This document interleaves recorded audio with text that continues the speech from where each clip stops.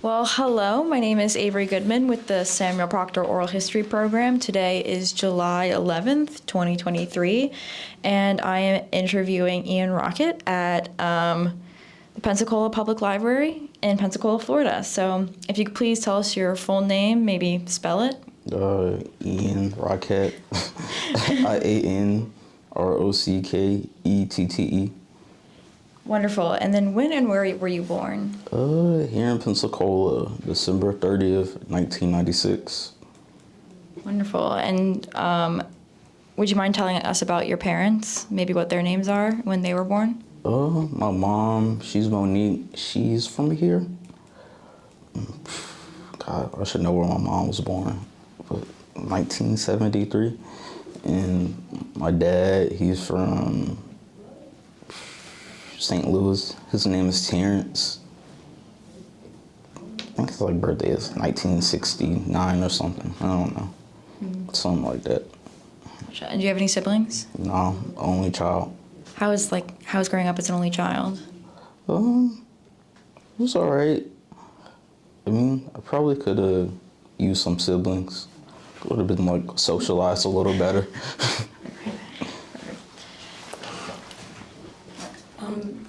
Since you didn't have siblings, did you maybe grow up with a lot of cousins, or maybe did you have a lot of friends, or what was that like? Yeah, I had a lot of cousins. I spent a lot of time with my cousin Julian and my cousins Mika and Simone. Are they also from Pensacola? Yeah. Would you say that most of your family is here in Pensacola, or have they spread out a little bit? They're all here. Okay. So what was it like growing up in Pensacola? What is the culture like, demographics? I don't know. This is a pretty normal childhood, I guess. I've never really thought about how it was growing up here. Yeah, it was kind of bland.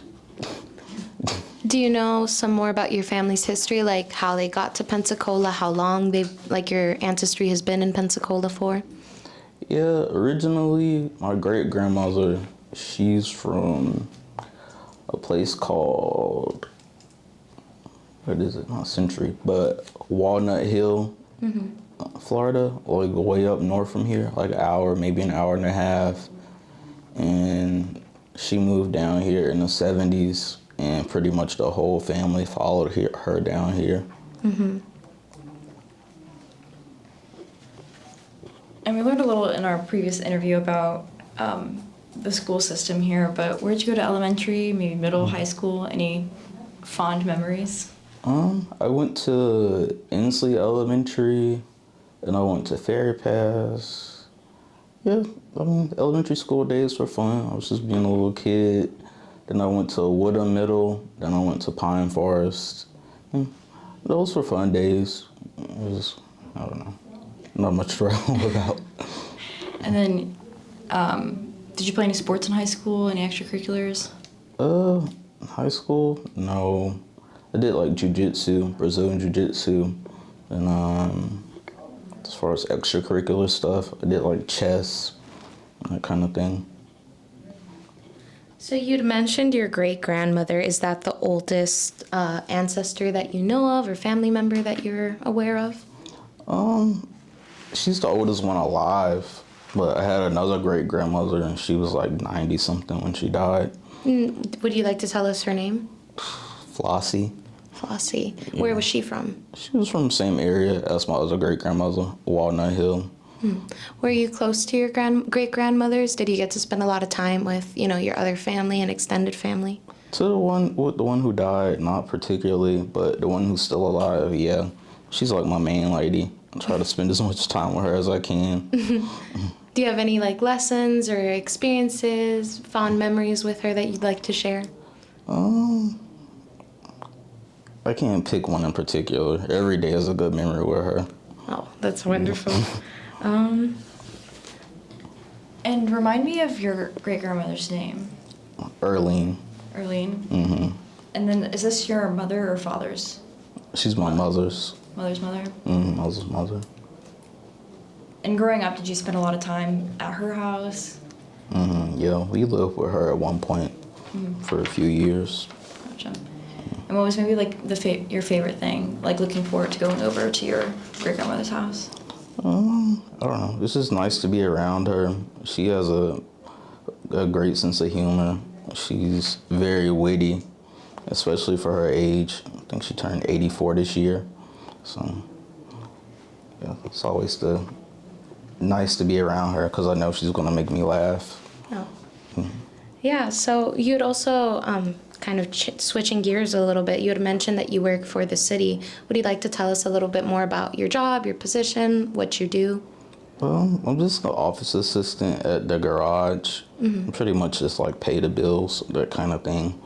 It's a pretty blasé job just to get me through, getting my like second degree. Got you. What are you studying right now? Computer science. At what university or college? At FSU, at their online campus. Okay, awesome. What is your second degree that you said that you'd like to pursue? Well, I got my first degree in English from UWF. I graduated in 2019. Okay, got you. So what are you looking to do with your degrees? Make lots of money. Yeah. It's my main concern. So how long have you been working for the city? It's a little over a year. May was a year. Have you enjoyed your job there? Yeah. It's pretty light work. Yeah. I mean, I can study it at work. That's the main thing. Yeah. Any interesting stories or experiences that you've had? I've learned a lot about garbage trucks. I don't know what else. What kind of information have you learned about garbage trucks? Like the cylinders that they use, the tires, how often they break down, how much they cost to maintain, how dumb the drivers are. So what is your earliest memory of your education? And kind of connecting it to your degree, what was the moment that you knew that you wanted to study English, and what brought you to want to study in computer science, you mentioned, right? As far as my earliest moment in education, I don't know. but as far as like studying English goes, Scott is like the main guy at the volunteer-run bookstore I volunteer at, and I was studying computer science when I originally went to college, but what happened? Oh yeah, I didn't want to take physics, and I got really bored with computer science. Yeah. So I tried to study math because I like calculus. That was a disaster. So I went ahead and just picked English because he's a professor in English, and he told me it'd be a good idea. Did you enjoy studying English? Yeah, I mean, it was fun, but it was mostly a waste of time and money. But, Have you enjoyed studying computer science now more? yeah, it's okay. It's hard work. Yeah. I know you talked about your future goals being making money, but where do your passions lie? Mostly probably just making music, like building things, like working on electronics. Okay, so would you go into the music industry potentially? I would consider it, but I don't know. I've been like involved in the punk scene here for a while, and like I know a lot of musicians who are in the music industry, and it's just, it wears people out. Yeah. So, What are some of your music influences or music that you really like to listen to? I like Alice and John Coltrane, like Pharoah Sanders, The Fall, say I listen to a lot of like dub, like Jamaican music, and a lot of noise. I love noise. Yeah. Do you play any instruments? Yeah, play the saxophone, synths. I try to use my shortwave radio as an instrument sometimes, but it never works. It's too much electrostatic interference. You Yeah. can't pick up any signals. How long have you been playing saxophone for? About 5 years. Nice.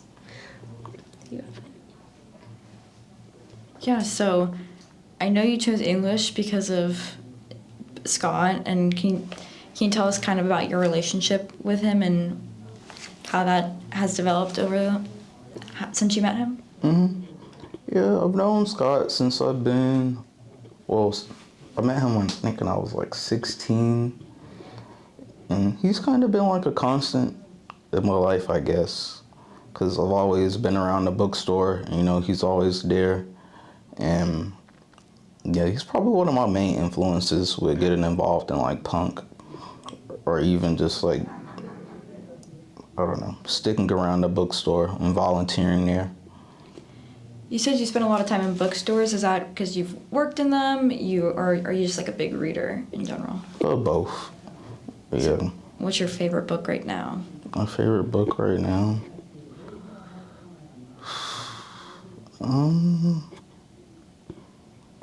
I don't know if I can pick a favorite.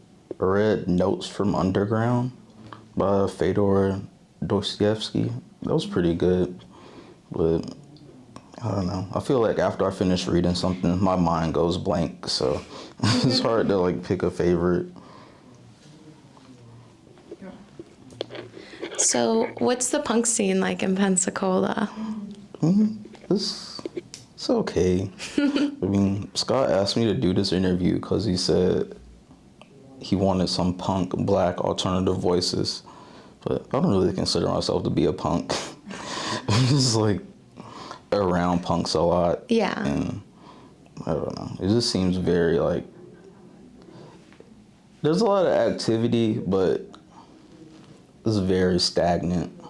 Yeah. Like, people have been playing the same shit that I've heard since I was like 17 or 18. Yeah. And it's like, yeah, I don't really go to shows that much anymore because it's just boring. Yeah. Is it a lot of like the same circles, the same people? Yeah. I mean, but nowadays there are a lot of like 17-year-olds, like 18-year-olds, like high school kids.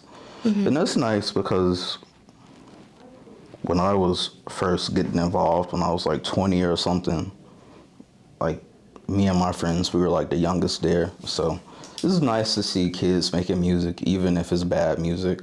No, definitely. It's nice to be able to see people explore their creativity. Yeah. Do you feel like when you joined the punk scene and getting involved, like, was that a community that you felt was available to you? Like that was like a sort of place you could go to where otherwise you wouldn't have been able to find people you, I guess, for lack of a better word, vibe with? Yeah, I think so. I mean, it's kind of like a, I don't know, insider outsider thing. Because even though I'm like involved in the punk scene a little bit, I've never felt like a punk. Yeah. I've never identified like that or really, I don't know, developed like big relationships with everybody. But some of my closest friends come from the punk scene, so I'm happy it's here, even if I think it's boring. So what are some of your favorite memories that you've had going to shows or being able to spend time with some of those friends in those scenes that you've mentioned? Me and my band, we played like a noise set at the Pensacola Museum of Commerce, and like, I don't know, it was just us just like screaming on the saxophones and like my friends like rolling around on the floor while they had like this like dinner party for like, I don't know, I guess supporters of the museum or something. Yeah. And people had to like walk through our set with their like wine and shit. Yeah. So it was kind of funny. And yeah, I played like Panama City, I don't know, weird places in Alabama, so it's always nice. Who else is a part of your band? My friends Emily and my friend Brad. And what do they play? Play like guitars, bass, and like drum machines. And you mentioned not identifying as a punk and things like that, but you are a part of a band. So what makes you come to that? Like, what makes you not really identify with that label? I mean, I feel like I'm just making music. The labels don't really matter that much. Right. Like, I don't know, punk seems to just come with this like cultural baggage. Can you describe that cultural baggage? No, not really. Please don't ask me to articulate my thoughts. I understand. I'll just play it, but this, I don't know. Have you and your band been able to travel to other parts of Florida maybe? We're starting to. We've only been playing for like a couple months. And we're going to Panama City tomorrow. We're playing this festival called Efficiency Fest, where it's like 10 bands and everybody plays for 5 minutes. So, That's amazing. yeah, that should be pretty fun. What's your favorite part? I mean, it sounds like you're going on tour, so what's your favorite part of going on tour?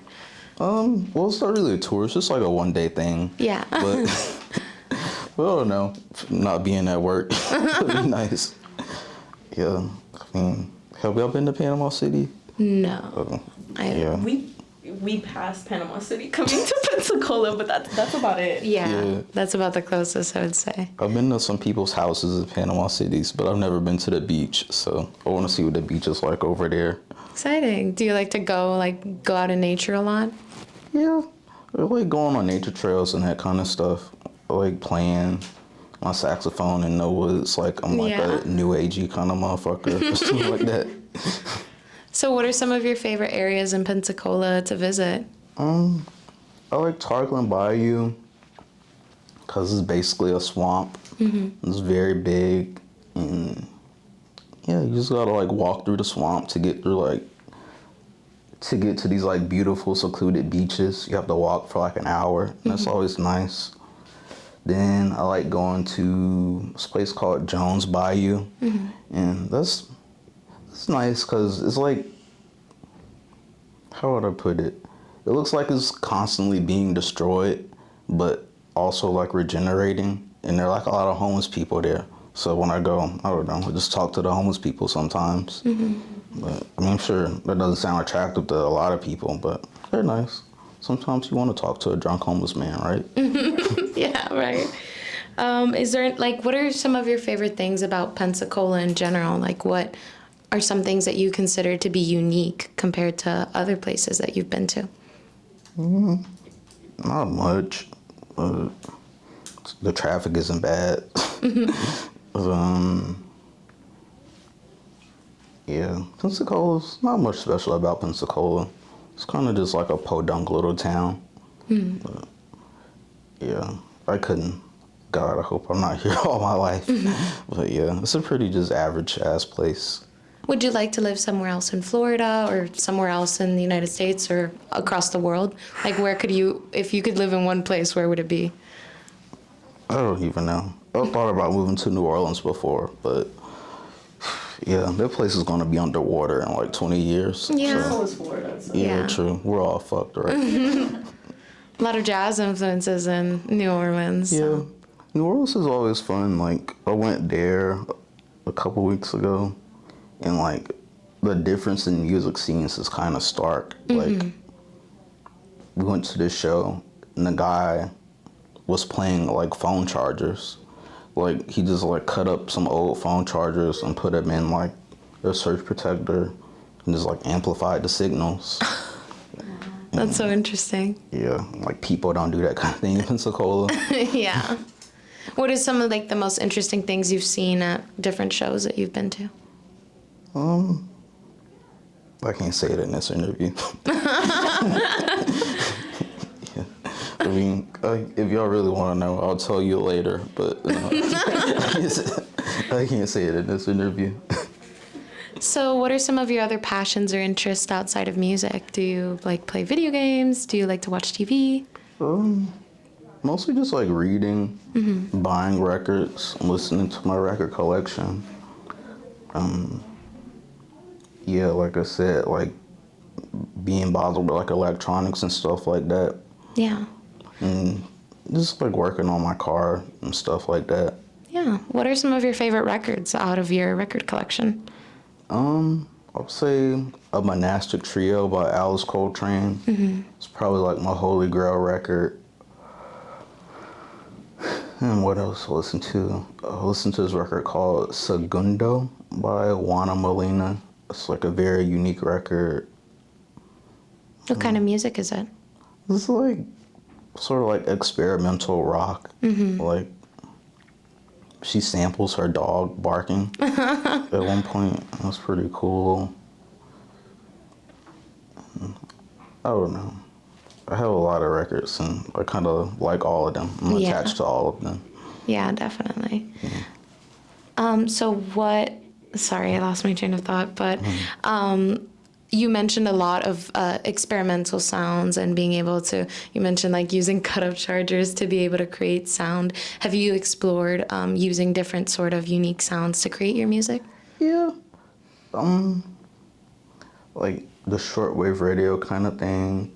I've tried using my like saxophone as an antenna. I've like rewired like old toys, like added like buttons and all kind of things to like get new sounds out of them, and like have like modular synthesizers. Yeah. Try like circular breathing on my saxophone. What is that? It's like, so you know how you breathe out to play, right? Circular breathing is where you stop breathing out and then you store up air in your cheeks. Then you squeeze the air out of your cheeks to keep playing a note. And while you're doing that, you breathe in through your nose. Then you start breathing out of your mouth again. So Sounds you can like a like lot. sustain a note for a long time. Wow, that sounds like a lot to be like thinking of while you're trying to play saxophone. Well, you kind of want to get to a point where you don't have to think about it. Yeah. You also mentioned how you work on your car a lot. What kind of car do you have? I have a Hyundai Elantra from 2009, and I beat the shit out of that car, but it keeps running. So How long have you had it for?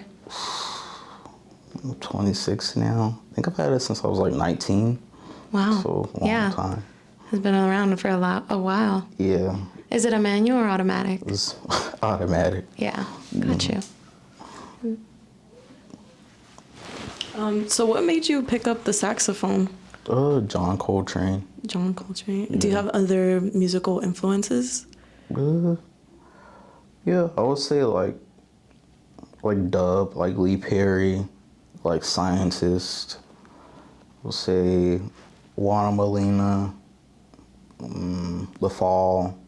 Yeah, they kind of just like inspired me to like push in new directions, like try different things.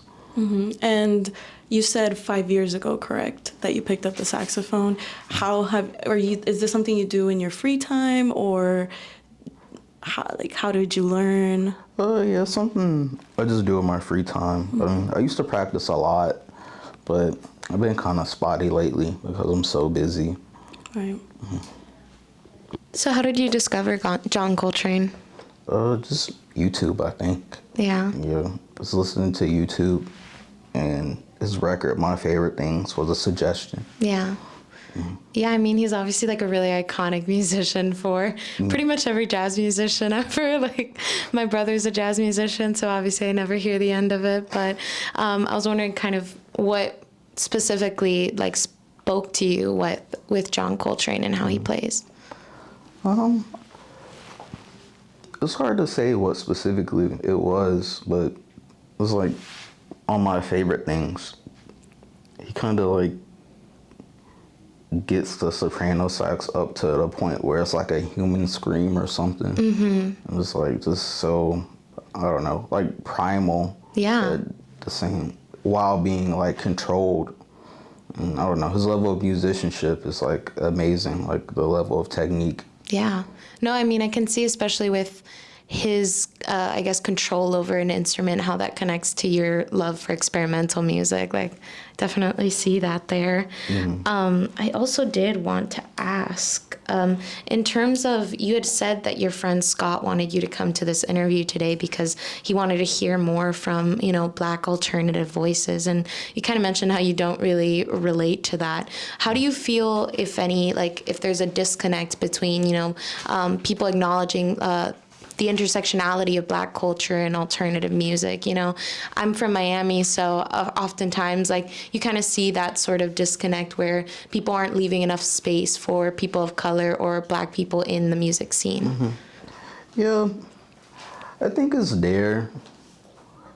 I mean, I don't really know how to articulate that, but yeah, I think it's there. It's like a lot of the same people playing over and over again. Like, when I say that, I don't really have to, specify, who I'm talking about. Like, the same people playing over and over again, getting space on shows. But it seems to be getting a little better here in Pensacola, but there just aren't many Black people involved at all. Yeah. To even be, like, marginalized, because pretty sure most Black people here don't even know this shit exists. It's like, and if they did, it wouldn't be attractive to them. Yeah. So. Do you feel apps like TikTok or Instagram and just social media in general have helped or been able to better promote people of color and Black people in these genres that are, typically considered kind of like atypical for them? Yeah, I think so. I met a lot of experimental Black musicians that way through like Instagram, like interacting with people on Instagram. And yeah, it's a great way to meet people. Just meet other Black weirdos, I guess. Do you think there's like a certain power or, I guess for lack of a better word, a certain strength in being able to meet other Black people and meet other, marginalized people or people of color in these atypical, quote unquote, atypical scenes? And, what does that really bring to be able to identify as a punk or be in these spaces where we're typically like not, I'm not really sure. I mean, I can't speak for everybody. Yeah, but of course. I think, being a Black punk was very meaningful to a lot of people. And I can see how, like, people I look up to or who I find inspiring, like Osa Otoe or A.D. Roberson, like, they're Black punks and they used to live in Pensacola. And, I admire their work. So I can see how it'd be inspiring. Yeah, definitely. Well, sorry. Would you say that music runs in the family, or is it something you've only been able to dabble in? No, doesn't run in the family. And you said that your passions are in music, but you're studying computer science. Is that like something that you are also passionate about, or is it because that's where the money's at, or what is it? I mean, I like programming a little bit, but yeah, I'm not passionate about it. It's just something to do to get the bills paid. Right. I mean, hopefully. And how does your family feel about you being in this industry, the music industry? Well, I wouldn't say I'm in the music industry, but they hate hearing me practice. Would you say that they're supportive, or? I mean, they're not detrimental, but I wouldn't say they're supportive. Okay. Yeah. If they never heard me practice again, I'm sure they wouldn't complain about it. You kind of mentioned how, with computer science, it is more about, this common theme that we see, especially most young people when we're pursuing careers and whatnot, like what is considered, I guess, stable or, what will pay for the bills, What resources or, things, avenues of support, if any, do you feel like would help people be able to choose those more, again, atypical sort of like paths?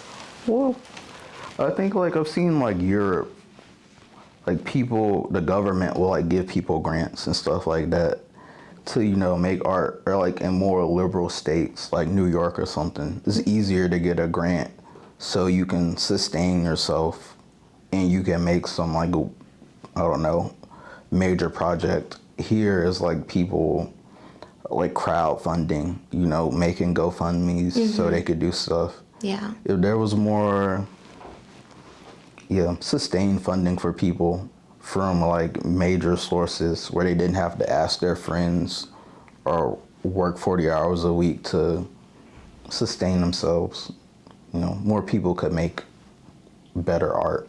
Yeah, definitely. Is there anything else that, you feel like you've learned through your exploration of your artistic side as well as, your experience in work that you feel is something you'd like to share? I would say, like, just be patient. You know, like, I've had to learn to do that. Like, if you just stick to practicing, like, when you go down a new path, like, it's rocky. You might sound like shit or you might be bad at it, but just keep practicing. Yeah. So you also had mentioned to our other interviewer, Vanessa, about how, your parents, they're not necessarily unsupportive, but they're not, necessarily at the front lines of the shows and whatnot. Who is somebody who has been very supportive of your creative outputs? And how has that helped you in your creative endeavors? I would say maybe my friend Josh. Like, I use him as kind of like a springboard to bounce ideas off of. Or like, I'll show him some work before I do anybody else. And he just gives me solid criticism and stuff like that. And we can talk about like weird art or something. Yeah, shout out to Josh. Shout out to Josh. So are there any other people that have been really influential or like, supportive in your life that you feel like you want to share some more about your relationship with them? Well, I would have to say, of course, Scott, Yeah. I wouldn't be interviewing with y'all if it wasn't for Scott. I mean, yeah, he's always trying to hook me up with new stuff, new opportunities, and I appreciate that from him. Awesome. Anybody else that you'd like to talk about? It's getting kind of late. Okay, yeah. Yeah. No, of course. Yeah. Yeah, I was just gonna ask, what was the name of your band? Corporations as algorithms. Okay. Okay. Well, I think that just about wraps up our interview. If you have any final comments you'd like to share, you're welcome. But otherwise, we can wrap up. Okay. Well, yeah, we can wrap up. Okay, awesome. Thank you so much for joining us today. This does officially conclude the interview. Okay. Well, thank you all so much. Thank you.